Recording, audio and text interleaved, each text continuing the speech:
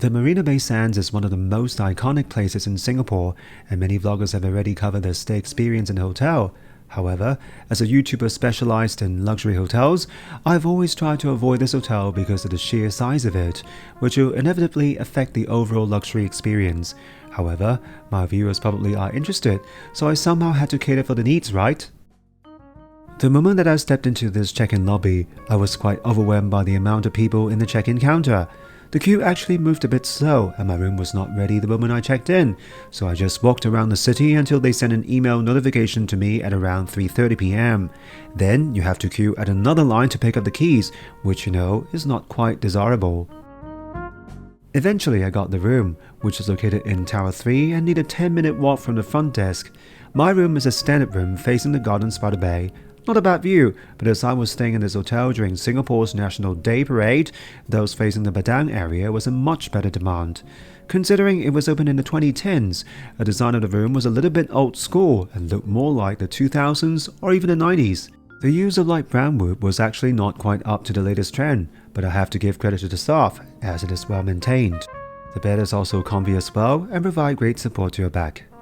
For the bathroom, I was surprised that the room did not have a bathtub, especially when considering the size of it.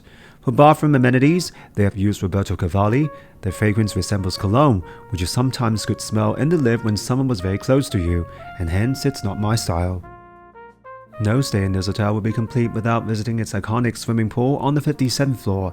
Be prepared, it will be extremely crowded at almost all times.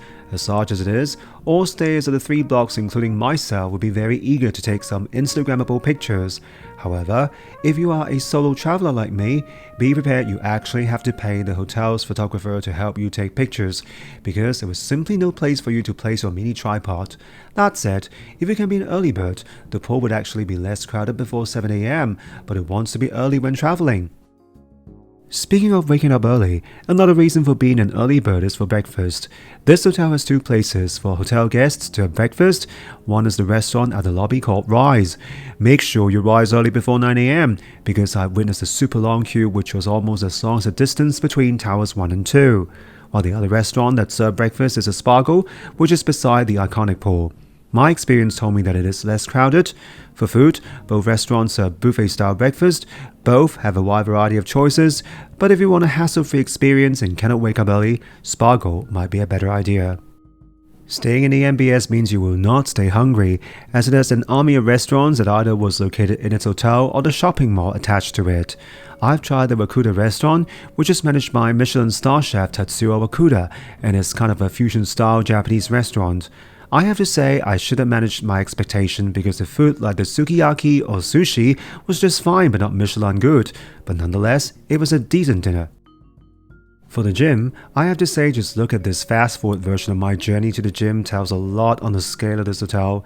The fact that my room was located in Tower 3 means that I have to walk more than 10 minutes to reach the convention center opposite to the hotel, which is where the gym was located.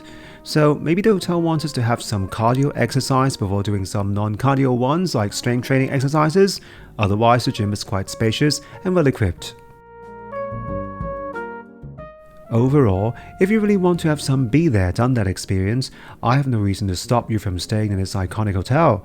But if you are those who truly appreciate its exclusivity, this hotel is actually quite stressful to you, as it's people everywhere and everything is so larger than life.